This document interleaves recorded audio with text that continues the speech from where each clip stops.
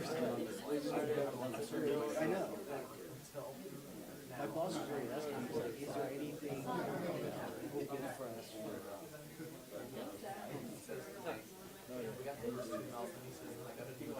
Hopefully they pass it. We're going to get into the government.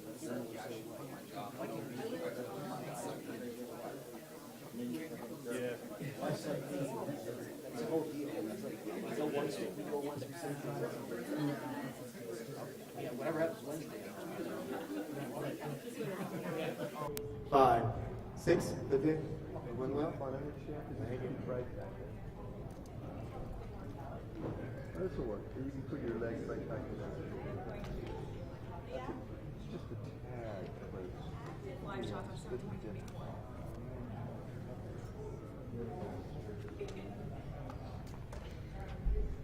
Just have your AI out.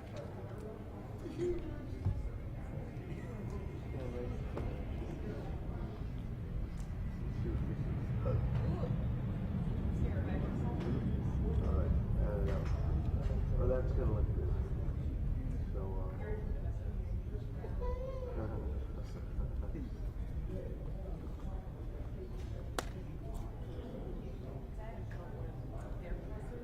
yes. They walk out. Well, no, the NTSB has been walking out since renewed. Okay. Yeah, it's a unified command. I don't know how they've done it. I can't go. Maybe. Well, you know what? They're big on getting this on the web live. We were the family from number 2 and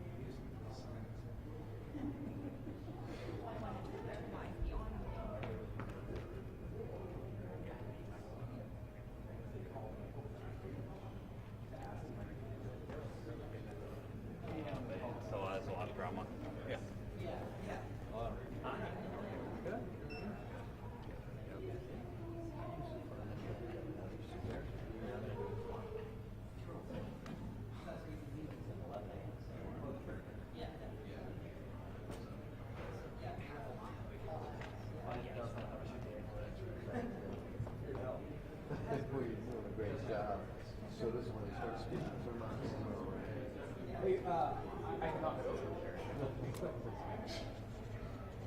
You're going to help them.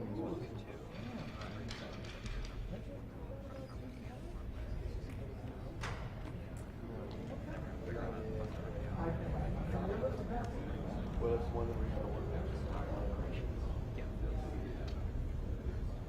There's a whole thing. There's a whole thing. It's advanced or something. Oh, good that one.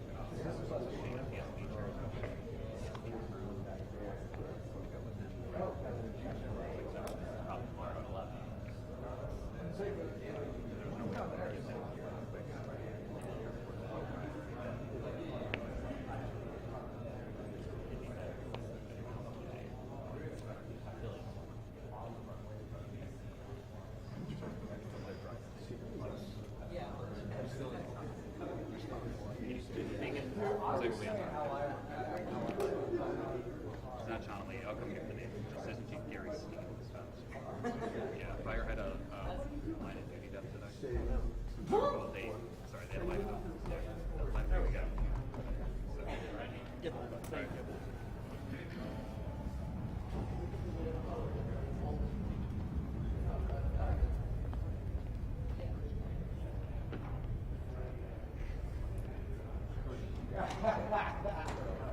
I was gonna say. You sound like one of my kids.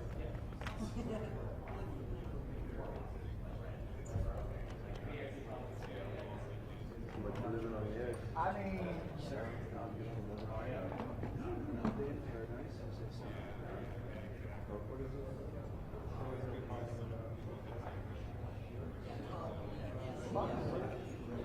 oh, yeah. At the very end, we have a lot.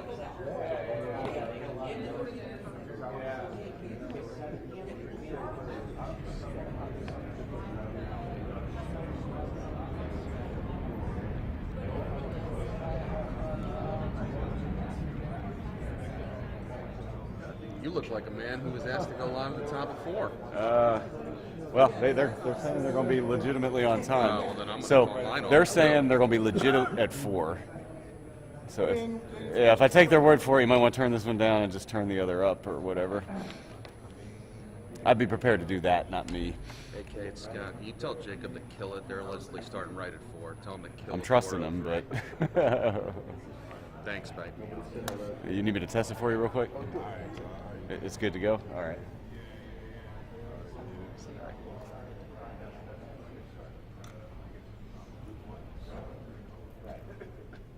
All right, guys, 2-minute warning. I want to give you guys spellings real quick. The spellings are going to be U.S. Army Corps of Engineers, Colonel Francis Pera. It's F-R-A-N-C-I-S-P-E-R-A. And then it's going to be D.C. Fire and EMS Assistant Chief Gary Steen, G-A-R-Y-S-T-E-E-N. MPD will be up here, as well as the Coast Guard and the U.S. Army Deputy Director of Aviation. Yep, it's going to be U.S. Army Corps of Engineers, Colonel Francis Pera. Colonel, thank you. Colonel Francis Pera, F-R-A-N-C-I-S-P-E-R-A. And DC Fire and EMS Chief Gary Steen, G-A-R-Y-S-T-E-E-N. Thank you. Okay.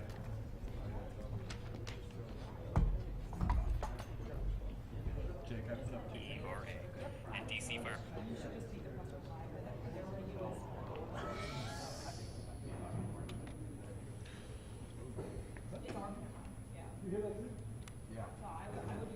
Buzz? It's no longer a buzz, now it's a whine.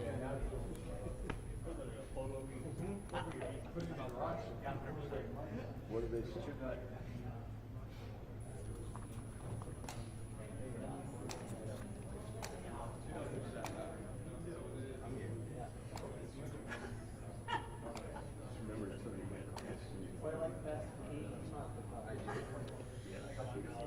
Whoever just plugged in, are you on AC?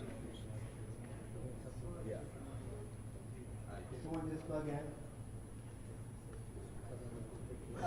Are you on AC? Sweet. Okay, go on.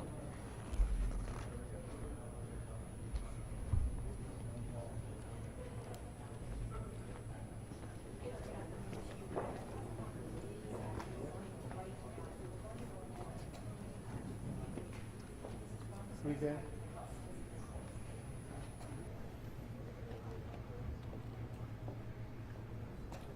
All right. Hey, good afternoon. Colonel Frank Pera from the U.S. Army Corps of Engineers, Baltimore District. I'm following up on yesterday's update as far as our progress on the wreckage recovery for this plane crash here at Reagan National. We continue to be mindful of those impacted by this tragic incident, the families and the loved ones who lost their lives, but also the first responders and our local, state, and federal partners who are working diligently on scene and behind the scenes to support the rescue and recovery efforts. Yesterday I provided some insight into our salvage operations as well as the iterative cycle that we've used to make sure that we're doing that in close coordination with Unified Command. Again, our process is committed to the dignified process for recovery of the remains for personnel and passengers of the flight.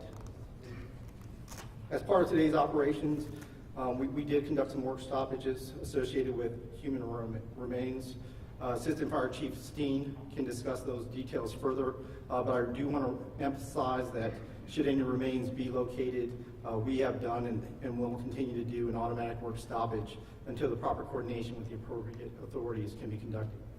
And today was a very successful day for the most part. We began the effort to clear the wreckage in the Potomac right at sunrise. We left Gravelly Point and then began this larger interagency effort. Throughout the day, we've had some success. The first of the 2 engines was removed at about 10 o'clock this morning. Shortly after that, about noon, we had the fuselage out of the water. And then about 2:30 this afternoon, we began our salvage operations to begin to bring the wing out of the water. Those are our goals for today. The fuselage, the engine, and the wing, we are on our way.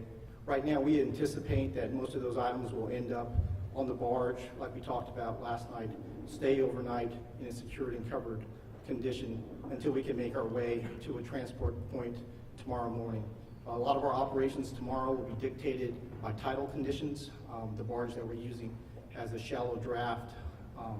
We're going to wait till high tide, probably close to around 10 o'clock before we can start actually begin transferring those items from the barge over to the transport that will eventually bring them over to Hangar 7, and then returning back out to complete our operation. Over the next 24 hours, our goal is really to complete our commitment to finishing the civilian plane recovery. Tomorrow, our goal is going to be the cockpit. That goal may be impacted tomorrow by a couple of environmental conditions, notably the wind, but we're going to stay conscious of kind of where those gusts and sustained winds are, and we'll make sure that we're communicating that effectively. We're still committed to our dedicated plan of making sure that we plan, prep, assess before we execute. We're really thankful for all the cooperation that we've had so far from the Unified Command. Thank you very much, and I'll be standing by for additional questions, and I'll be followed by Assistant Chief Steen. Good afternoon. I'm Assistant Fire Chief Gary Steen. I would like to thank the U.S. Army Corps of Engineers, Colonel Para, and all of our other partners that have been out through this process. We'd like to now provide an update on the recovery of operations. Throughout the day, our police and fire crews, along with regional partners, have been working closely with the U.S. Army Corps of Engineers on recovery and salvage operations. As of this update, we have positively identified 55 sets of remains. During recovery and salvage operations today, additional human remains were located. These remains, as well as remains that have been recovered previously, are in the process of being positively identified by the Office of the Chief Medical Examiner of the District of Columbia. All those involved with these efforts continue to work diligently at several sites. At this point, we will now take questions. Yeah. Yes, sir. You said more remains of folks who died were found today.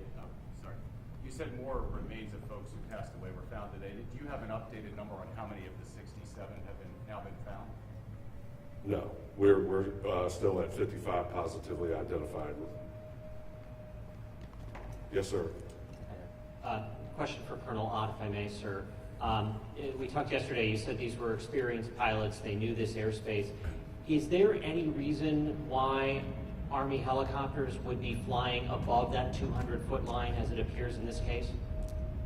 Yeah, so I think it's important for us to not speculate, because there are all kinds of reasons that you could deviate from an altitude.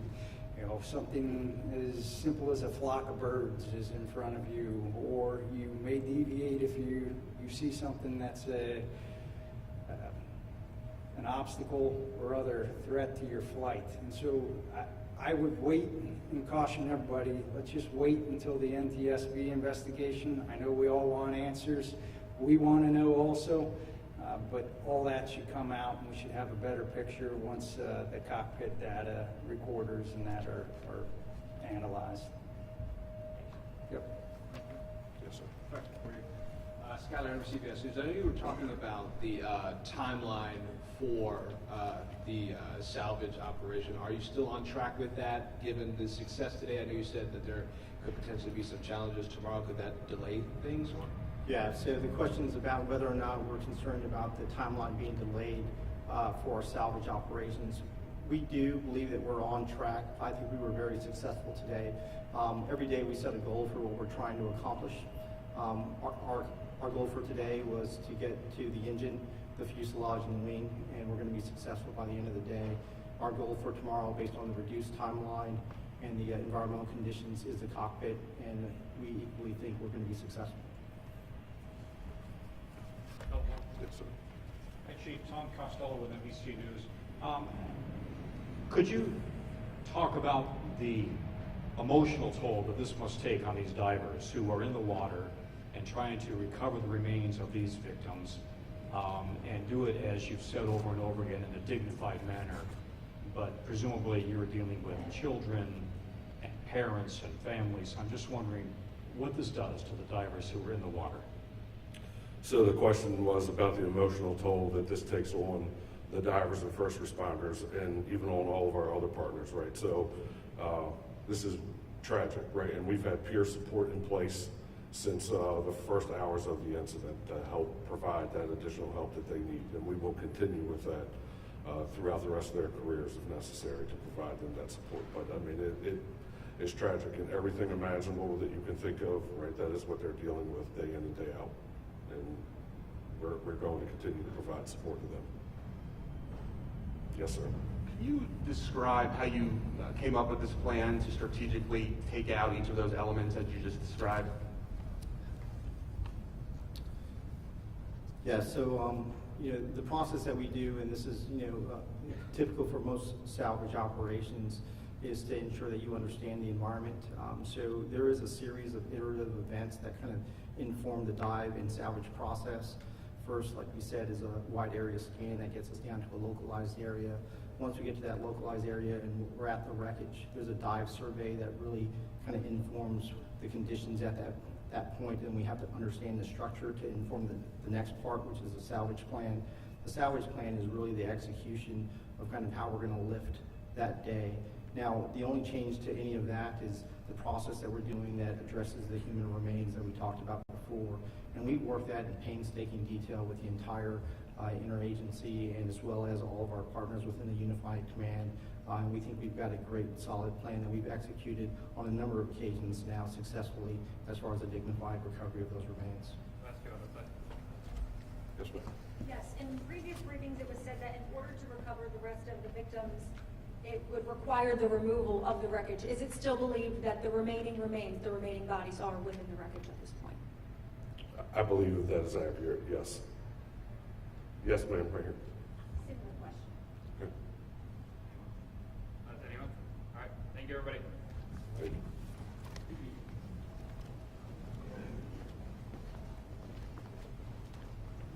Thank you.